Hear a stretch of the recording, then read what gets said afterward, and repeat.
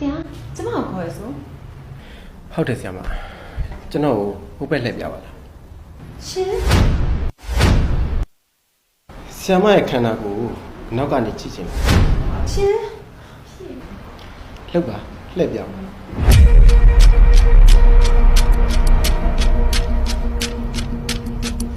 ဆရာကျမကိုဘာသဘောနဲ့လှည့်ခိုင်းတာလဲဆရာကျမကိုဘယ်လိုထင်နေရလဲဘယ်လိုမှမထင်ပါဘူးဘာဖြစ်လို့လဲဆရာမတော့လိုင်းမော်ကိုရိုက်တင်နေသေးရပဲတစ်တော့ပေါ်မှာဆရာမရဲ့ခန္ဓာကိုယ်ကြီးပြပြီးအများကြီးရိုက်တင်နေသေးရပဲကျွန်တော်ကလိုင်းမော်ကလည်းအပြစ်မှပူကြည့်ချင်တာဟုတ်ပါဘယ်ပဲလှည့်ပြနေလဲဆရာကျမမစော်ကားနဲ့နော်ဆရာပြောကျမရဲ့ကောင်ကအများကြီးကြိုက်နေပြီဟိုး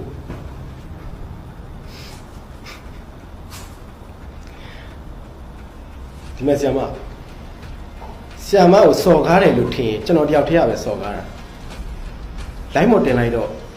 လူများရဲ့စော်ကားခြင်းကိုခံရတာပေါ့ဗျာ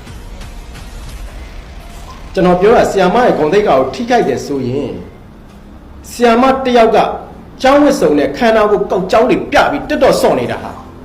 ဆရာမဆိုတဲ့ဂုံပုတ်တဲ့ဂုံထိတ်ခါကိုကထိကြိုက်စေရဆိုဆရာမနားမလဲဘူးလား follower တွေ like တွေ comment တွေဝိုင်းထင်းနေရတာ comment တွေဆိုရင်ရပြမရှိဘူးတချို့ comment တွေဆိုရင်နှမချင်းမစာမနာအေးသူတို့စိတ်တူရအောင်လေတင်းနဲ့ဆရာမကိုလည်းဟုတ်မှာမဟုတ်တာဒီမဲ့ဆရာမယူနီဖောင်းကြောင့်လူကုန်တက်လူကြောင့်ယူနီဖောင်းပိုကုန်တက်တယ်အခုကလူကြောင့်ယူနီဖောင်းရဲ့ဂုံတိတ်ကညှိုးနှွမ်းရစီဆရာမရဲ့လောက်ရက်က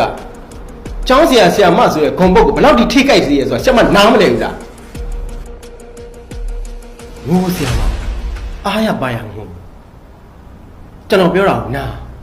ရှင်ထဲကနေနစ်နေအောင်နာပြလိုက်မောင်းမြလိုက်ကျွန်တော်ဟေးပြီးရင်ဆရာမရဲ့ဂုံတိတ်ခါနဲ့တန်ဖို့ဟိုအမြင့်ဆုံးဒီမြင့်တင်ပလိုက်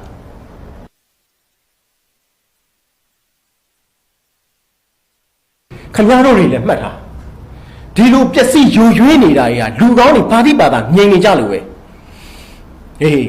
အဲ့တိုင်းသာဆက်ပြီးတော့ငြိမ်နေမယ်ဆိုရင်ကျွန်တော်လူဝင်ချင်းတစ်ခုတော့ဒီကပို့ပြီးတော့ပျက်စီးဖို့ပဲရှိရောတယ်ကျွန်တော်ပြောနေတာနေရာတိုင်းအားလုံးတွေပြောနေတာ